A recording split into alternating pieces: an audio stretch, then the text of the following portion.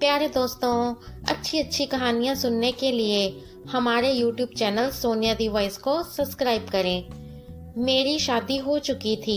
मुझे अरबी मालिक ने 2 करोड़ की ऑफर दी थी। मेरी नीयत 2 करोड़ को सुनकर बदलने लगी और फिर मैंने मालिक से कहा, मुझे 2 दिन सोचने को दो, क्योंकि इतनी सारी रकम को कमाने में सारी जिंदगी भी कम पड़ जाती है। मैंने अरबी का ऑफर कबूल कर लिया था, मगर पहली रात मेरे होश उड़ गए। अरबी ने तो मैं पूरी रात करवट बदलती रही, सुकून से सो नहीं पाई थी। दोस्तों, इस कहानी के सभी पात्र और घटनाएं काल्पनिक हैं। इसका किसी भी जीवित या मृत व्यक्ति से कोई भी संबंध नहीं है, और अगर इत्तेफाक से संबंध होता भी है तो वो एक संयोग ही समझे। इस कहानी का उद्देश्य आपको शिक्षा देना ही है। आंखें बंद करने पर मुझे अपने चारों ओर नोटों की गड्डियां नजर आने लगती थी। आंखें खोलती तो वही पुराना सा कमरा और छत पर लगा पंखा नजर आने लगता था। मैं एकदम से उठकर बैठ गई थी। अपने पास नजर दौड़ाई तो मेरे बराबर मेरा पति इस गर्मी और बहुत पसीने से बेखबर सो रहा था। कल तक तो मैं भी थकान से चूर, गर्मी में भी सो जाया करती थी, लेकिन जो वाक्य आज मेरे साथ हुआ था उसने मेरी नींद उड़ाकर रख दी थी। मैंने अपने अरबी मालिक से बस 2 दिन की मोहलत मांगी थी, और मैं जब से घर वापस आई थी लगातार सोच रही थी कि क्या करूं, क्या ना करूं। 2 करोड़ कोई छोटी रकम तो नहीं होती, बहुत बड़ी रकम थी। मेरे तमाम मसले और फिर मालिक के 2 करोड़ की वजह से हल हो सकते थे, लेकिन इस रकम के लिए जो चीज उन्होंने मुझसे मांगी थी वो भी छोटी नहीं थी, बहुत बड़ी बात थी, क्योंकि मैं एक शादीशुदा औरत थी। मैं कैसे उनके साथ वो सब कर सकती थी जिसका हर जाना देकर वो मुझे 2 करोड़ दे रहे थे। मैंने पहले तो मालिक की बात सुनते ही इनकार कर दिया था, लेकिन अगले ही पल मुझे अपनी गरीबी का ख्याल आने लगा। मैंने कहा, मुझे सोचने के लिए वक्त चाहिए। वो कहने लगे, 2 दिन से ज्यादा का वक्त नहीं दे सकता, मुझे आप 2 दिन तक ही जवाब दे दीजिएगा। मैंने हामी भर ली और घर को लौट आई। जब से घर आई थी मेरा सारा ध्यान मालिक की इस बात को सोचे जा रहा था। मैं एक फैक्ट्री में जॉब करती थी। वहाँ बच्चों की रेडीमेड कपड़े तैयार किए जाते थे, और मैं उन औरतों पर सुपरवाइजर थी जो वहाँ कपड़े सिलाई करती थी। हालांकि मेरे से पहले भी 2 औरतें सुपरवाइजर का काम कर रही थी, लेकिन मालिक जिस कदर मेरे साथ नरमी और प्यार से पेश आते थे, बाकी स्टाफ के साथ उनका रवैया सख्त था। मैं पिछले 6 महीने से जॉब कर रही थी, और उस महीने में मालिक जितनी मेहरबानियां मुझ पर कर चुके थे, मेरे साथ साथ ऑफिस के दूसरे नौकर भी हैरान थे। अक्सर औरतें मुझसे यह कहने लगी थी कि हम इस ऑफिस में पिछले 3 साल से काम कर रही हैं, लेकिन मालिक ने हमारी तनख्वाह तो कभी नहीं बढ़ाई, और तुम्हें नौकरी करते हुए अभी कुछ ही महीने हुए हैं और तुम्हारी तनख्वाह भी बढ़ा दी है, तुम्हें बोनस भी दे दिया है। ऐसा भी तुम क्या काम करती हो? मुझे खुद मालिक की इस किस्म की मेहरबानियों की वजह समझ नहीं आ रही थी। एक औरत कहने लगी, बस मालिक को इस लड़की की खूबसूरती ने दीवाना बना दिया है, इसीलिए मेहरबानियां इस पर हो रही हैं, वरना इस लड़की में दूसरी कोई खूबी तो नहीं है। यह बात सुनकर मुझे बहुत गुस्सा आया।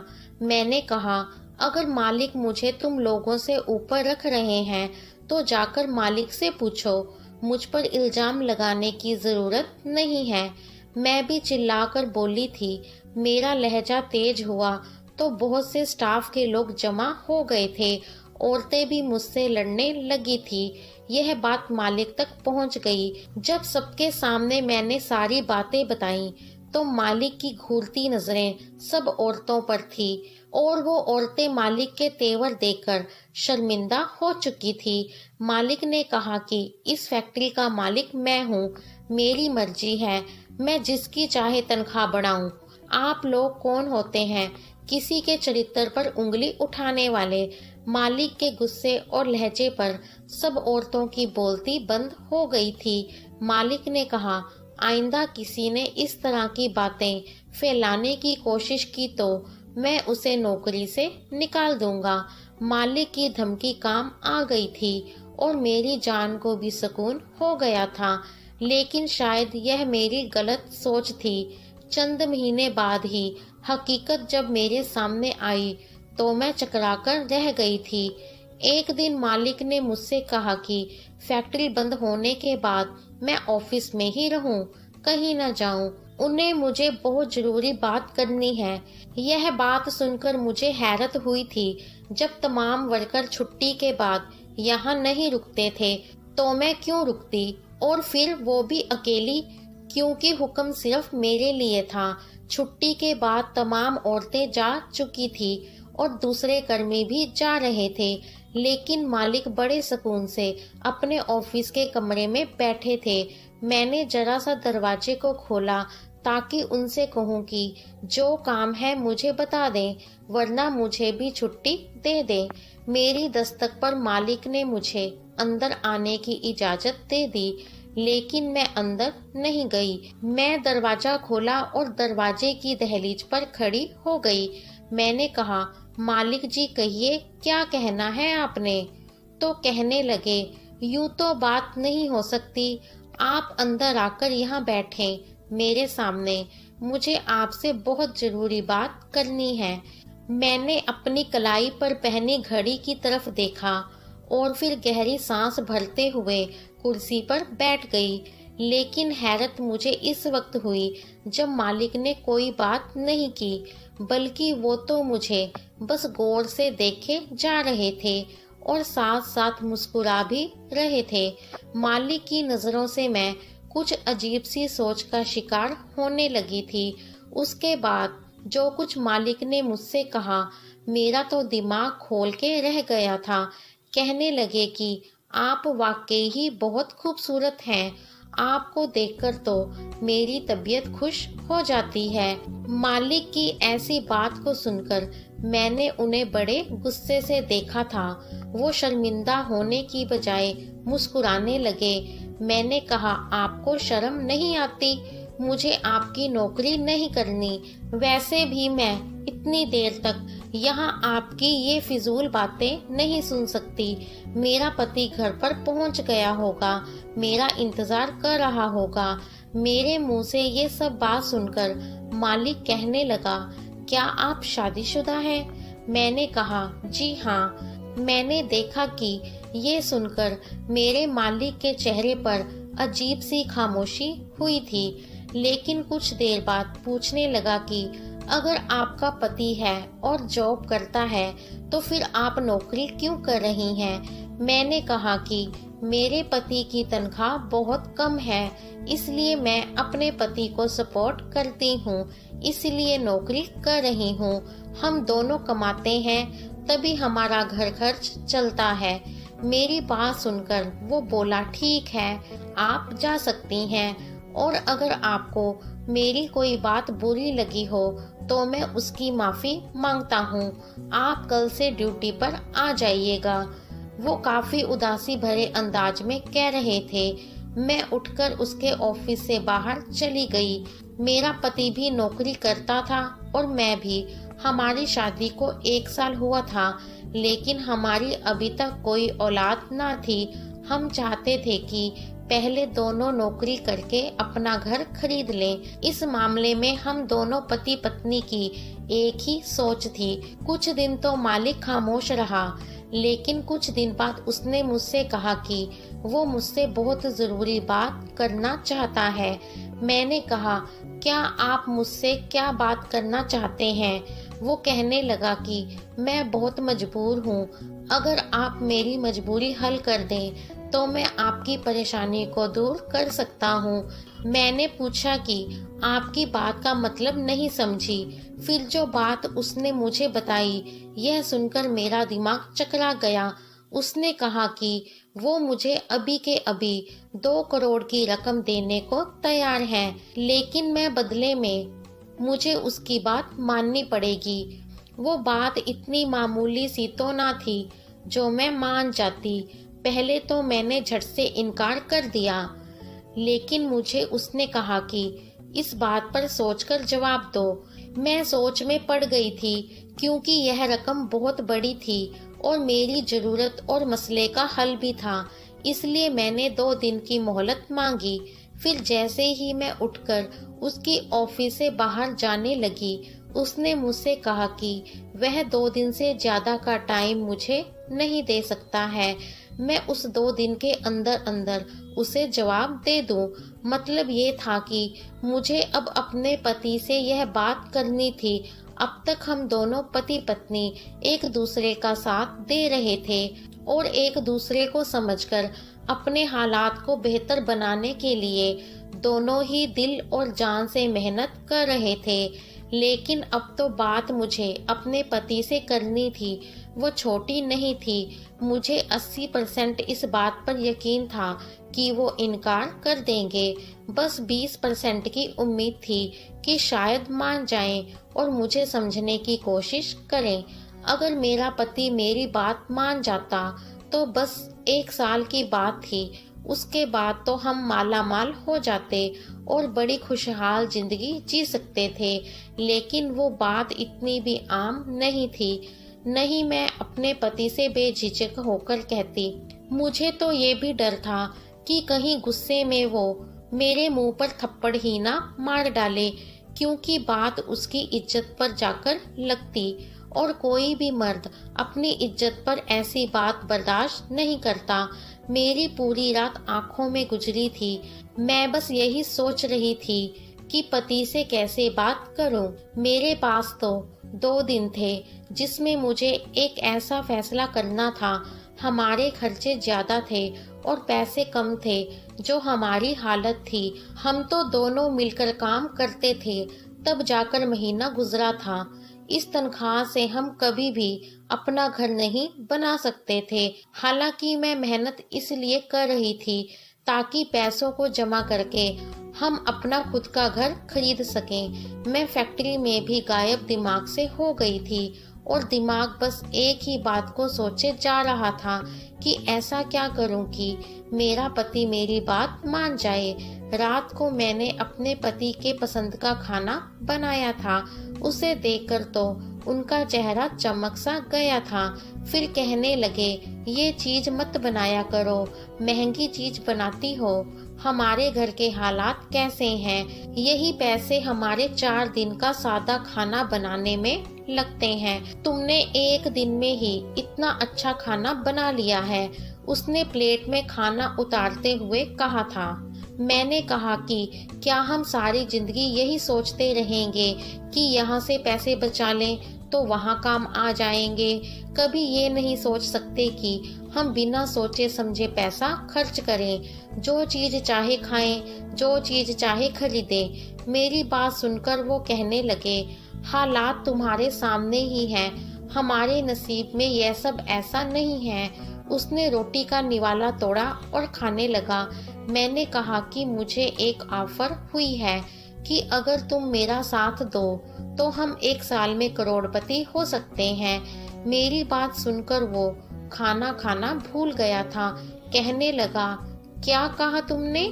ऐसी कौन सी ऑफर हो गई है तुम्हें? मैंने डरती डरती धीरे धीरे से सारी बात बता दी। बड़े खामोशी से उसने मेरी सारी बात सुनी थी, लेकिन खाना वहीं छोड़ दिया था। यह देखकर मेरा दिल धक धक कर रहा था। कुछ देर तक वो कुछ नहीं बोला। सोचता रहा और मेरी तरफ देखता रहा। मैं उसके जवाब के इंतजार में बैठी थी, समझ नहीं पा रही थी कि कैसे पूछूं या नहीं पूछूं। फिर मैंने कहा कि मैं सोच रही हूँ कि कल जाकर अपने मालिक को इनकार कर दूं। ये बात सुनकर उसने मेरी तरफ देखा और कहने लगा, तुमने मुझे बहुत बड़े इम्तिहान में डाल दिया है, लेकिन जो रकम तुम्हारे मालिक ने कही है वह रकम इतनी ज्यादा है कि मैं समझ नहीं पा रहा कि तुम्हें क्या जवाब दूं। शायद वो भी मेरी ही तरह उलझा हुआ था और उस परेशानी से गुजर रहा था जिससे मैं समझ नहीं पा रही थी। उसकी भी समझ नहीं आ रहा था कि क्या करें और क्या ना करें। फिर उसने मुझे कहा कि ठीक है, तुम अपने मालिक की बात मान लो। असल में मेरे मालिक ने ये कहा था कि वो बे औलाद है और उसकी बीवी बाज है, उसे औलाद नहीं हो सकती और वो अपनी बीवी को छोड़ नहीं सकता क्योंकि सारा कारोबार और दौलत उसकी बीवी के नाम है। वो कहने लगा कि इसे खूबसूरत बच्चा चाहिए और क्योंकि मैं खूबसूरत हूँ, मुझे देखकर उसको ये ख्याल आया था, इसलिए मैं तुम पर ज्यादा मेहरबानियां कर रहा था। अगर तुम शादीशुदा ना होती तो तुम मुझसे शादी के बाद, बच्चा होने के बाद तलाक ना लेती, लेकिन मुझे सिर्फ औलाद के लिए ही शादी करनी है। अब तुम शादीशुदा हो तो मुझे इस बात की फिक्र नहीं है। अगर तुम्हारा पति राजी हो जाए तो वो मुझे तलाक दे दे और मैं तुमसे शादी कर लूंगा। जैसे ही मेरी औलाद होगी मैं तुम्हें तलाक दे दूंगा। तलाक होते ही तुम्हारा पति तुमसे दोबारा शादी कर लेगा। 2 करोड़ अच्छी खासी रकम है जिसमें तुम दोनों पति पत्नी की हालत बेहतर हो सकती है। ये वो बात थी जो मेरे मालिक ने मुझसे कही थी। पति को भी ऐतराज न था, इसलिए मैंने भी जाकर अगले ही दिन मालिक को अपने पति की रजामंदी बता दी थी। फिर ऐसा ही हुआ था, मेरे पति ने मुझे तलाक दे दिया और मालिक ने मुझसे शादी कर ली थी।